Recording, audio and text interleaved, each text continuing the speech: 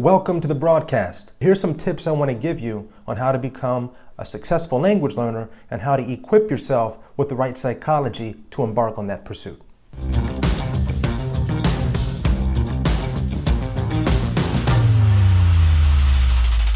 Today we're going to talk about how to have the right psychology as a language learner. To begin with, it's important to remember that everyone is an individual. So this is not to say that this is going to be the right psychology for every single individual. However, there are some commonalities that we can glean from successful language learners, and the whole point of this broadcast is to help you understand what those are. Remember, success starts in one place, and that's the mind. So you have to have the right psychology in order to be best positioned to be a successful language learner. So here's some tips I want to give you on how to become a successful language learner and how to equip yourself with the right psychology to embark on that pursuit. Tip number one, be a learner.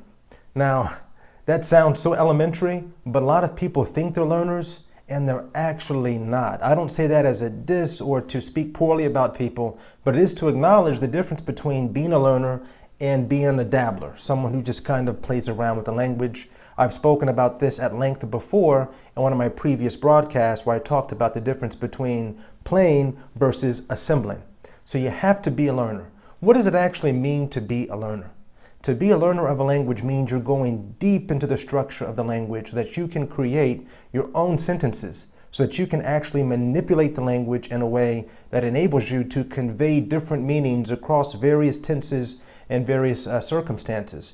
This is what it means to be a learner. Remember, if you're just learning words and phrases, you're not actually language learning. What you're doing is you are a phrase and word learner. And this is beneficial if you just want to order food or ask someone a very basic question during your travels. But this is not rewiring your brain architecture. Again, remember, when you're a learner, you're putting your brain in a position to synthesize what it's learning and empowering it to now work for you. And this is the goal. And the only way your brain can synthesize is if it's being introduced to structures that it can then begin to draw from. This is the reason why we learn mathematics the way that we do. We learn our times tables first, and we learn them in order. We say, what's 2 times 0? What's 2 times 1? What's 2 times 2? We don't start by saying, what's 2 times 36?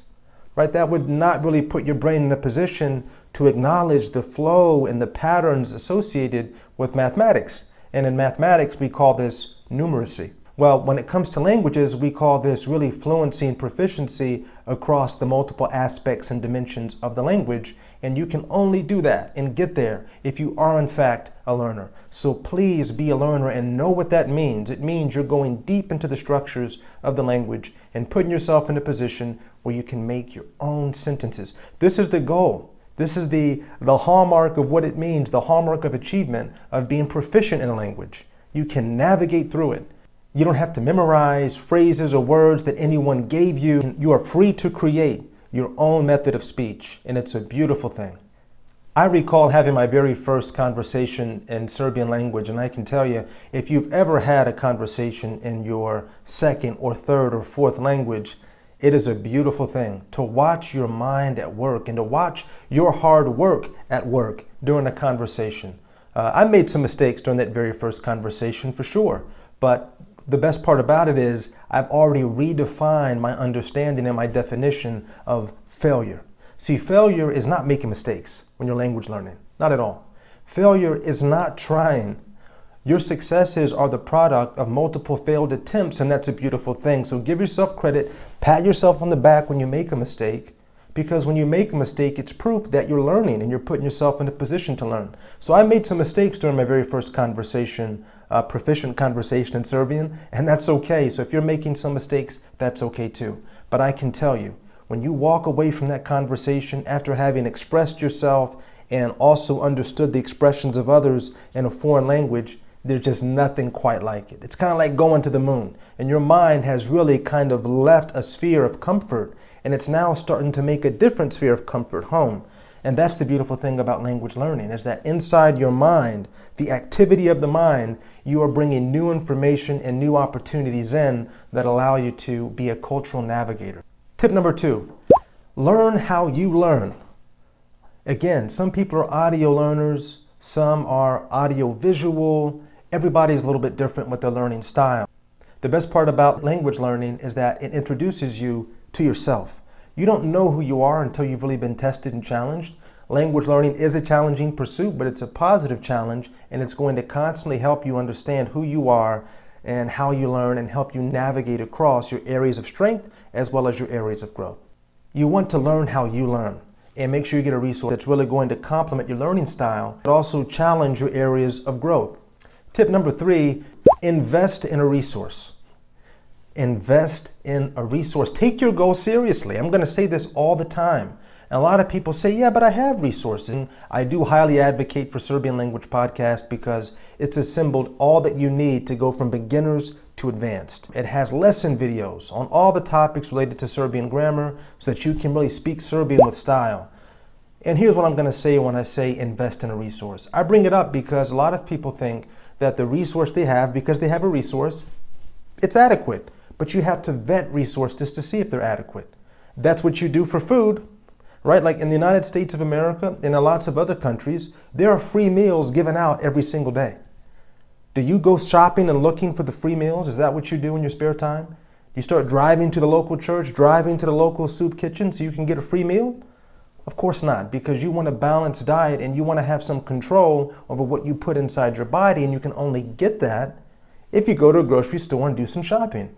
Okay, so much in the same way you want to invest in a resource because you're going to have all that you need. You can vet that resource and ensure it's given you all that's required to become what? A language learner. Something else to consider is that the free resources that are out there, a lot of them are wildly incomplete. And it makes sense. And it's not to, again, to diss the resources that people are creating. But remember, free resources require less investment to create. And the resources that actually do require you to spend a little bit of money, they require that amount of money because those resources are investing back in you. That's why you want to invest into a resource. You don't have to hunter and gather. This is why you want to get in the mindset of, I need to invest in a resource. But get a resource that you do like, and one that is wildly comprehensive, that teaches you how to read, how to write, how to navigate across the tenses, and explains the why behind the language, and provides you with study practice so you can progress monitor along the way. Get a resource. Tip number 4, have a growth mindset. A growth mindset just means that you understand that your current capabilities are not reflective of your future capabilities. When you have a fixed mindset, you say things to yourself like, I'm not good at Serbian. And that's not true. What is true is perhaps that you're not good at Serbian yet. So please remember the power of yet. Add that to your sentences when you're engaging in self-talk. Don't tell yourself you're not good at something. Don't tell yourself that something's so hard and you can't do it. Tell yourself that perhaps you're not good at it yet and that you have the ability to do so in the future. This is what it means to possess a growth mindset. Tip number 5, make your goal a priority in your life. Learning a language is not just important because of what it enables you to do. It's really important because of who it requires you to become. To be a language learner, you're going to have to get rid of instant gratification because it's not going to happen overnight. You're going to have to be disciplined, be compassionate, have humility because you're going to make mistakes. And these are all attributes and characteristics that the world needs more of. So just be inspired, make it a priority in your life, set aside the time required to achieve your goal, and do so in the spirit of knowing that you're becoming a different person, a better person who's more open-minded, who's open to new challenges and can navigate with resilience and not get bogged down by the instant gratification of, I want to be able to achieve my goal tomorrow kind of mentality that's very common in today's society. And finally, tip number 6, have a no excuses philosophy. Do not let life get in the way of you achieving your goal. There's a motivational speaker, his name is Les Brown, and he made a very great point. He said, the wealthiest place in the world is the graveyard.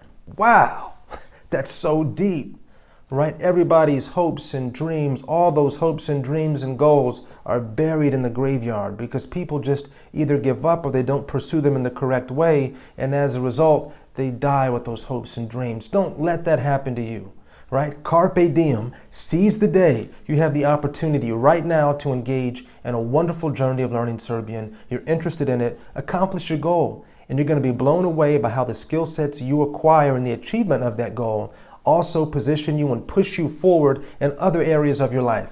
Because once you get to mastery and get to discipline in one discipline, you're able to extend that to other disciplines. So please stay engaged in the pursuit and do not give up on your Serbian language learning journey. I hope you guys enjoyed this video, and if you did, please give us a big thumbs up. Let us know what you think in the comments, and what are you working on? What area of that do you have fluent in your mind? Do you have a growth mindset? Do you have a resource? If not, what are you shooting for? What are your goals and aims? Please let us know what you think in the comments. Can't wait to engage with you, and have a wonderful day. And thanks for tuning in. Ciao.